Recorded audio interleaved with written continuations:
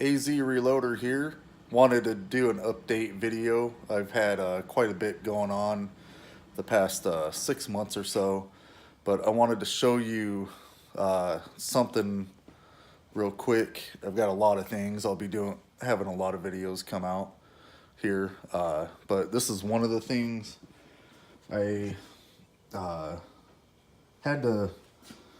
I got an inline fab handle for my Rock Chucker 4 press, I believe. Yes, Rock Chucker 4.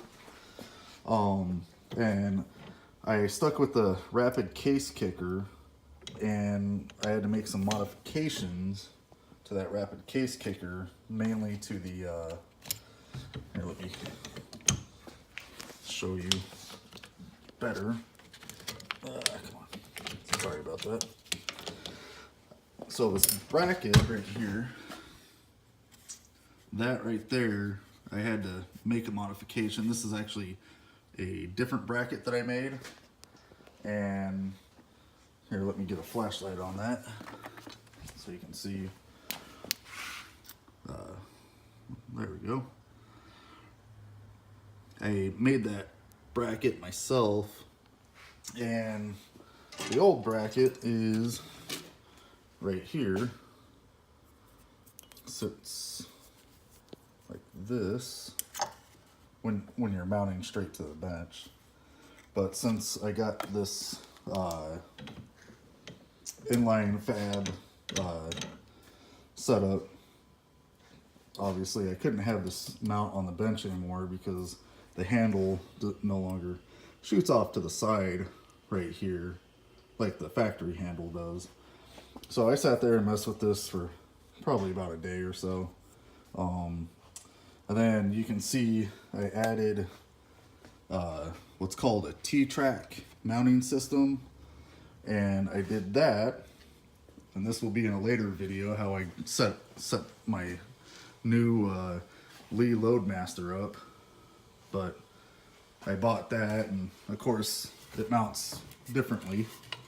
You can see right there, and it's actually a pretty light press. I got the inline fab ergo handle on that as well.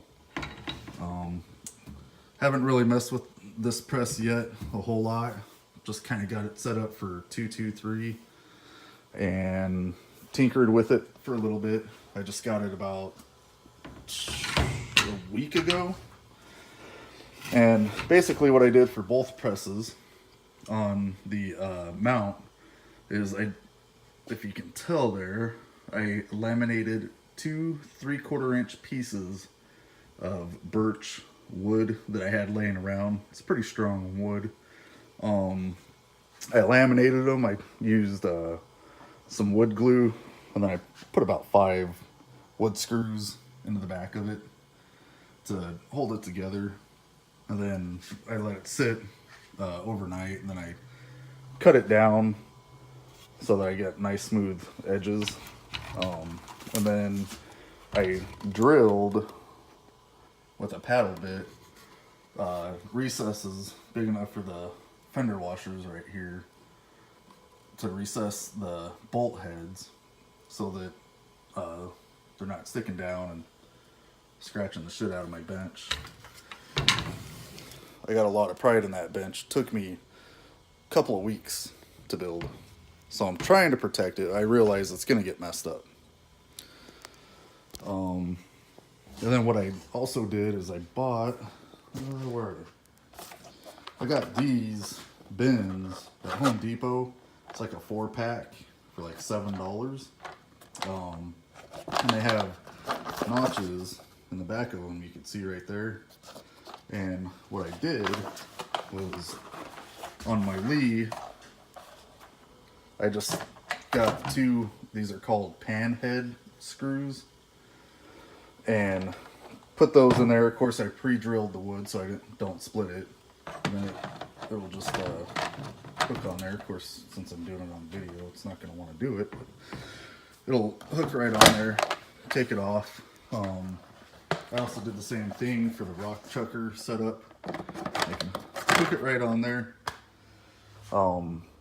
Right now, I just finished doing a test load or some testing rounds because I acquired some H335 from a buddy of mine. He actually just gave it to me for free, which was cool.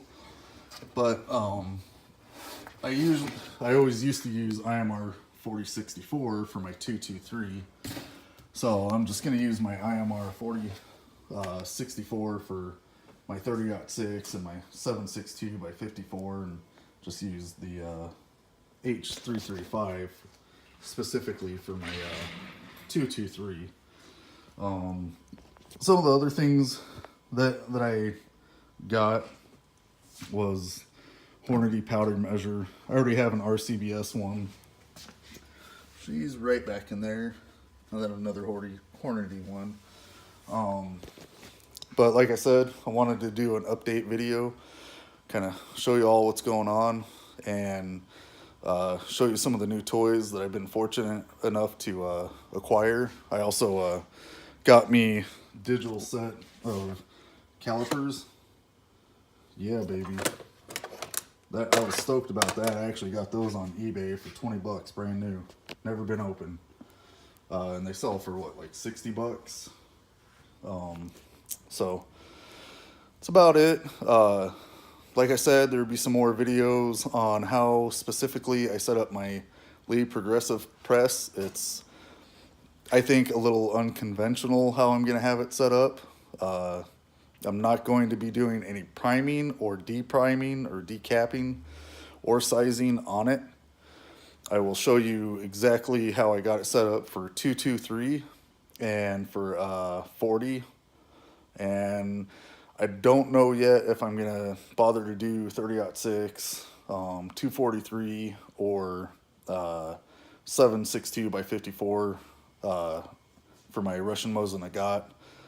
I can't really do that with the stick powder. At least I'd have to drop the charge manually or use my nifty Charge Master there to do that. Because what kind of led to me deciding to go ahead and try the H335 is when I was tinkering around with the Lee Progressive Loadmaster, I crushed some cases because I was trying to use a IMR 4064, and buddy happened to be stopping by, and I told him my frustrations, and he told me, hey man, I got something in my truck for you that you could just have that I was gonna see if you wanted anyway. So worked out perfectly. So till next time, happy reloading.